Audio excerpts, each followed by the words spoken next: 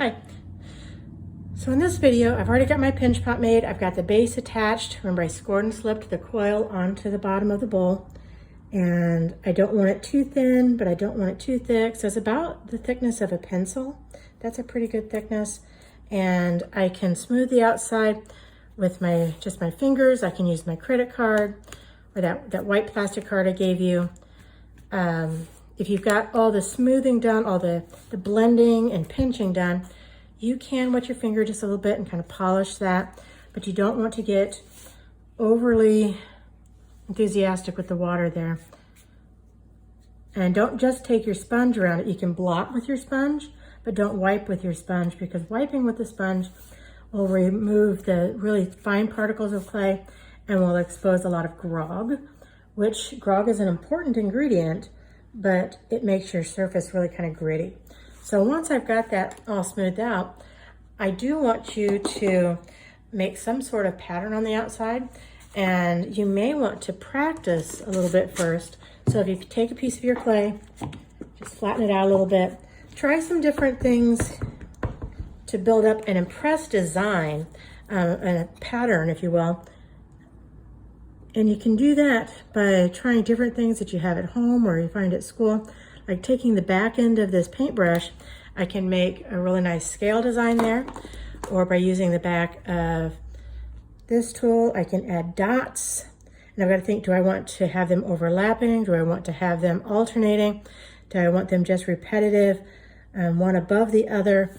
What do I want to do with that? Or do I want to have a smaller dot and a bigger dot? So do I want 4 dots and then a small dot in between? So try making some different patterns, just using a variety of things that may not even necessarily be what you think of as ceramics tools. So for example, I've got a binder clip and a pencil. So maybe, I'm gonna flip this over, maybe try the back end of that pencil. It's actually got a little dip in the middle. I could try it turned a different way. And again, by repeating that, you can make a really nice pattern. Do you want to alternate? It's like these are offset a little bit. Do I want to try the tip of it a little bit? If I'm using the binder clip, I can take that way, or I could use the wire part. So I'm trying to create a little bit of a pattern. Once I've decided that I like a pattern, again, it can be with something that seems like it should be a ceramics tool or something that doesn't normally look like a ceramics tool. But then I want you to either around the middle or the lip or around the body right before the foot, I'd like you to make a pattern of some sort around there. Now, if you get started and you go, ooh, I really don't like that, the clay is still soft enough, I can blend over that.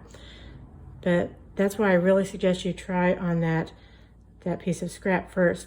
And my clay is still a little bit sticky, so it might actually be good for this to sit there just a little bit while I practice. And then I want to make sure that I put my clay away before I move on to my next step. And when I put it away, I want to make sure that I bag that really well in plastic so that it doesn't get too dry. So things we've gone over today: how to make a pinch pot, how to smooth the pinch pot, how to shape it a little bit, and some ways that you can make designs. Again, try different tools, and even that same tool, try different parts of it to create different impressions. Like, I actually kind of like that better, using just the end of the brush and turning it. I kind of like that better than the other ways that I did. So I'll be able to come back and clean things up a little bit more, but don't let these dry out until I tell you to.